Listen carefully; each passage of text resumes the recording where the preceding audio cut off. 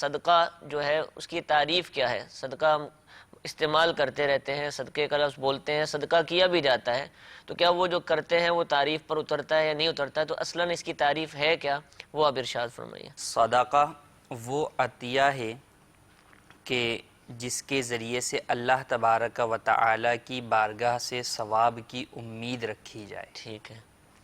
تو ایسا عطیہ جس کے ذریعے سے رب تعالی کی بارگاہ سے ثواب کی امید رکھی جائے وہ صدقہ کہلاتا ہے۔ ٹھیک ہے۔ صدقہ کی جو فضیلتیں ہیں وہ کئی ہیں، بے شمار جو ہے وہ فضیلتیں ہیں، نبی کریم صلی اللہ تعالی علیہ وسلم کی احادیث طیبہ ہیں۔ ان میں سے ایک حدیث ارشاد فرمایا کہ الصدقۃ تسد 70 بابا من السوء، کہ صدقہ برائی کے 70 دروازے بند کرتا ہے۔ سبحان اللہ۔ ایک حدیث میں ارشاد فرمایا کہ صدقہ جو ہے وہ بری موت کو دور کرتا ہے اور اللہ تبارک و تعالی کے غضب کو بجھاتا ہے۔ ایک حدیث میں فرمایا کہ صدقہ دو کہ بلا صدقے سے آگے قدم نہیں بڑھاتی۔ تو احادیث مبارکہ میں جا بجا جو ہے وہ صدقہ کی تعلیم دی گئی کہ بندہ جو ہے وہ اپنے مال سے صدقہ ادا کرے، اور یہ ضروری نہیں کہ صدقہ جو ہے وہ صرف مالدار افراد ہی ادا کرے، بلکہ ہر فرد اپنی حیثیت کے مطابق جو ہے وہ صدقہ کر سکتا ہے۔ جو غریب ہے تو وہ اپنے مال کے اعتبار سے جو ہے وہ صدقہ کرے گا، اگر وہ ایک کھجور بھی جو ہے وہ رضائے الہی کے لیے دیا جا رہا ہے تو اس سے بھی وہی ثواب ملے گا جو کہ ایک امیر کو زیادہ مال ثواب کرنے پر جو ہے وہ ملتا ہے۔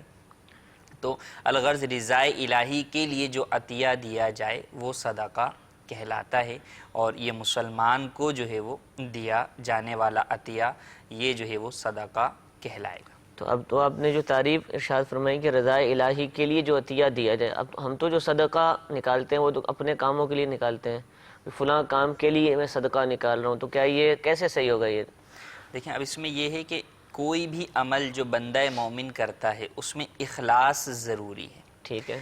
اخلاص یعنی رضائے الہی، اگر رضائے الہی اس عمل سے مقصود نہیں ہے تو وہ عمل جو ہے وہ اللہ عز و جل کی بارگاہ کے اندر مقام قبولیت کو نہیں پہنچتا۔ صحیح۔ اب پھر اخلاص کے علماء نے درجے بیان کی۔ عام آدمی کے لیے تو یہ درجہ ہے کہ فقط وہ رب کی رضا کے لیے وہ کام کر رہا ہے، اگرچہ اس سے مقصود اس کے دیگر مقاصد اور جو ہے وہ فوائد بھی ہیں، کہ مثلا نماز ادا کر رہا ہے کہ رب کو بھی راضی کرے، اور دوسری طرف یہ بھی نیت ہے کہ جنت بھی حاصل ہو جائے گی، دوزخ سے بھی بچت ہو جائے گی۔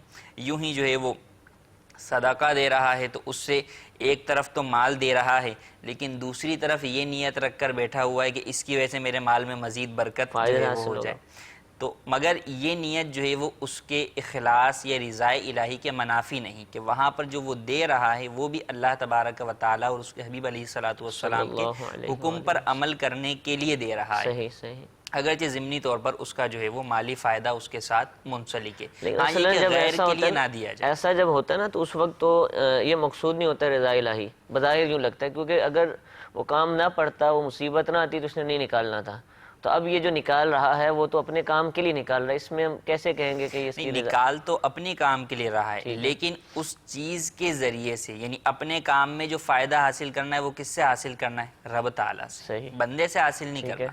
یعنی اپنے مال میں مثلا کسی کو برکت چاہیے، نقصان ہو رہا ہے، تو اب وہ بے برکتی کو ختم کرنا، برکت لانا، یہ سب چیزیں مطلوب اللہ تبارک و تعالیٰ سے ہی ہیں، ٹھیک ہے، اور اسی لیے رب کو راضی کرنے کے لیے، اگرچہ ضمنی طور پہ وہ بھی ہے کہ ضمنی یا اس کو آپ اصل کہہ لیں کہ وہاں پر مقصود یہ ہے کہ میرا اس کام میں اضافہ ہو جائے، لیکن وہ جو عمل دے رہا ہے وہ کسی غیر اللہ کے لیے نہیں دے رہا بلکہ وہ اللہ تبارک و تعالیٰ کو ہی دے رہا ہے، اللہ تبارک و تعالیٰ کی راہ میں ہی دے رہا ہے، تو وہاں پر رضائے الہی مقصود ہے۔ ہاں، اب رضائے الہی کے دو پہلو جو ہے وہ ہیں، ایک تو یہ ہے کہ وہ صدقہ قبول ہو جائے، اور دوسری جانب ساتھ ہی ساتھ میرا یہ کام بھی بن جائے۔